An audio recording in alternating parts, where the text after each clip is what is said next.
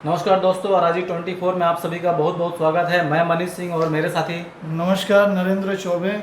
इस वक्त जो हम ये वीडियो बना रहे हैं, ये वीडियो जो है ये बहुत ही महत्वपूर्ण वीडियो है। इसमें हम किसान सम्मान निधि योजना नाम की एक प्रधानमंत्री द्वारा बहुत अच्छी योजना चलाई जा रही है, उस योजना के बारे में हम बात करेंगे। उस योजना जो है वो जो किसान है, जो गरीब किसान, उनको फ़ायदा पहुंचाने के लिए ये योजना बनाई गई थी। लेकिन इस योजना में बहुत ही बड़ा फर्जीवाड़ा जो हो रहा है, उसके बारे में हमारे जो साथी हैं नरेंद्र चौबे जी, ये आपको बताएंगे कि इसमें किस तरह से फर्जीवाड़ा किया जा रहा है। जी नरेंद्र जी। मनीष जी, इसमें सबसे बड़ी बात यह है कि किसानों, गरीब जो किसान हैं उनके लिए खाद और बीज खरीदने के लिए कुछ सम्मान राशि उनके खाते में डालने की योजना थी। लेकिन इसमें भी लोग जो है अपना लाभ निकालने में पीछे नहीं हैं और बहुत षड्यंत्र रच कर और इस तरीके से जो है वो फर्जीवाड़े को अंजाम दे रहे हैं। किस तरह की फर्जीवाड़े को ये लोग अंजाम दे रहे हैं? किस तरह, क्या कर रहे हैं ये लोग ऐसा? जैसे कुछ दलाल किस्म के लोग हैं जो दूर दराज के जो मोहल्ले हैं, जैसे रायगढ़ शहर की अपन बात करें, यहाँ के जो मोहल्ले हैं वहाँ पर जाकर ये महिलाओं में ये प्रचार करते हैं कि कुछ एक ऐसी योजना आई है शासन की जिसमें 10,000 रुपये की निधि आपको मिलनी है या 6,000 की निधि मिलनी है साल भर में, इंस्टॉलमेंट में 2-2 हज़ार करके, और आप लोगों को इसके लिए फॉर्म भरना पड़ेगा और 200 रुपया फॉर्म के नाम से लेते हैं। और उनका जो है क्या बोलते हैं, जब 2,000 रुपया जब उनके अकाउंट में आता है तो उससे भी 1,000 रुपये का आहरण ये लोग उससे जाके कर लेते हैं, मांग लेते हैं। इस तरीके का फर्जीवाड़ा चल रहा है इसमें।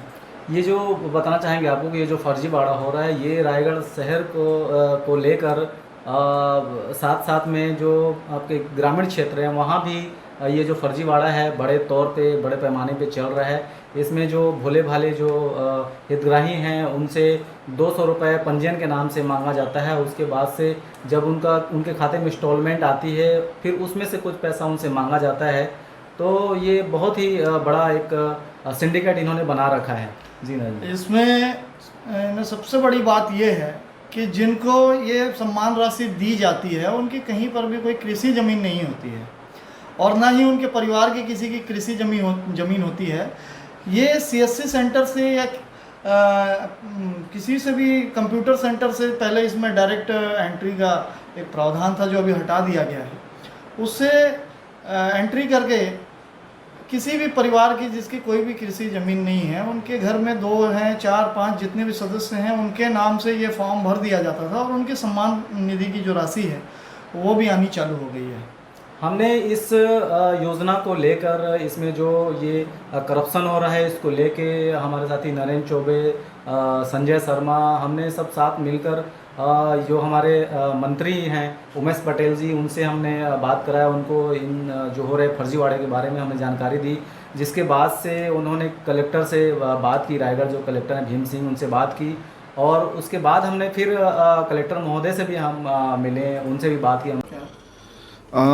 इसकी जानकारी अभी प्रशासन को और हम लोगों को हुई है और प्रशासन के तरफ से इस पे जांच भी हुआ है और कार्रवाई भी हुई है। कुछ लोग इसमें पकड़े भी गए हैं और इसके कारण से जो असली किसान हैं वो कहीं न कहीं प्रभावित हुए हैं। तो उसमें कोशिश है कि जितने लोगों की एंट्री बची हुई थी उनको सही से एंट्री हो जाए और जो गलत हुआ है उसको ठीक किया जाए और जो लोग गलत किए हैं उनके ऊपर कड़ी कार्रवाई की जाए। इसमें जो फर्जी आहरण हो चुका है फर्जी किसानों का, क्या उसकी रकम वापसी का भी ये तो जांच पूरी हो जाएगी, उसके बाद कार्रवाई क्या होगा इसके बारे में बताया जा सकता है। अभी प्रगति में है जांच और 2 लोग पकड़े गए हैं, उनके बयान के आधार पर फिर आगे कार्रवाई होगी। इसमें मोहल्लों में ये देखा जा रहा है कि कुछ लोग जो हैं वो 200-200 रुपये लेके फॉर्म भर रहे हैं और वो इस जानकारी को छुपा भी रहे हैं। तो क्या ऐसे लोगों के ऊपर भी कार्रवाई होनी चाहिए? हाँ, जैसे जो पकड़ाए हैं अगर वो बयान देते हैं इस तरह से हो रहा है करके और कोई भी व्यक्ति सामने आता है तो बिल्कुल उसमें कड़ी कार्रवाई की जाएगी। इसमें कुछ कॉमन सर्विस सेंटर्स जहाँ के थ्रू इसका एंट्री हो रही थी, वहाँ पर कुछ लोगों ने इस तरह से फेक नाम इसमें जोड़े हैं, जिसके खिलाफ हम कार्रवाई कर रहे हैं। 2-3 लोगों के खिलाफ जांच करके एफआईआर दर्ज करा चुके हैं। उसके बाद बाकी लोगों को भी आइडेंटिफाई करने की कोशिश कर रहे हैं और अभी स्ट्रिक्ट निर्देश दिए गए हैं कि अभी जो भी है जो हम गवर्नमेंट सिस्टम से करेंगे और CSC को भी हम निर्देश जारी कर रहे हैं, कोई फर्जीवाड़ा करेगा उसके खिलाफ FIR दर्ज होगा। इसमें फर्जी किसानों के खाते में जो राशि आहरण हो चुकी है उसके लिए क्या रूपरेखा है? उसके लिए अभी वापस वसूली की जाएगी उसको। शहर में भी सर इस तरह का मामला देखा जा रहा है सर, इसमें किस तरह से जांच की? नहीं, जो भी मैंने सभी SDMs को बोला है कि जो भी इस टाइप की CSCs ने एंट्री की है, फेक एंट्री की है, CSC के माध्यम से हुई है, हमारे जो पटवारी के थ्रू हुई है वो बिल्कुल ठीक हुई है। जो CSCs हैं उनके पास क्योंकि एंट्री करने की वो ऑप्शन था तो उन्होंने फर्जीवाड़ा किया है, उनके सभी को आइडेंटिफाई करके एक एक के खिलाफ हम कार्रवाई करेंगे। इसमें जो फर्जी किसान जो हैं, जो जिनकी एंट्री हुई है, उनके खिलाफ में भी कार्रवाई करने का प्रावधान हाँ, यदि वो इसमें शामिल पाए जाते हैं तो उनके खिलाफ भी कार्रवाई होगी। प्रधानमंत्री किसान सम्मान निधि पूरे ज़िले में और रायगढ़ सब डिवीज़न में भी चल रहा है और इसका वेरिफिकेशन हमारे द्वारा कृषि विभाग और राजस्व विभाग के अमला के द्वारा किया जा रहा है। पात्र और अपात्र और कुछ लोगों के आधार में भी त्रुटि है, कुछ में बैंक अकाउंट में भी त्रुटि है, उसकी जांच करवाई जा रही है। और अभी संज्ञान में आया है कि कुछ लोगों का गलत ढंग से जो वास्तविक रूप से कृषक नहीं है उनका भी नाम इस सूची में शामिल हो गया है और ऐसी सूची को प्राप्त किया जा रहा है कि काफ़ी संख्या में दिख रहा है और इसका वेरिफिकेशन एक संयुक्त रूप से कृषि, राजस्व और पंचायत एवं ग्रामीण विकास के कर्मचारियों की ड्यूटी लगाकर उसका वेरिफिकेशन किया जाएगा कि वास्तव में उनके आधार है कि नहीं है, उनकी कृषि भूमि है कि नहीं है। यदि इस प्रकार के लोग पाए जाते हैं तो उनसे भी एक स्टेटमेंट लिया जाएगा और स्टेटमेंट लेने के पश्चात जो व्यक्ति और जो जिसके माध्यम से इस कार्य को अंजाम दिया जा रहा है वहाँ तक पहुँचने का प्रयास किया जाएगा और जांच में इस प्रकार की चीज़ें पाई जाती हैं तो उनके खिलाफ में नियमानुसार कार्रवाई के लिए प्रेषित किया जाएगा। उन्होंने कहा कि जो लोग भी इसमें शामिल हैं उनके खिलाफ बिल्कुल कानूनी कार्रवाई होगी, उनके खिलाफ FIR दर्ज किया जाएगा।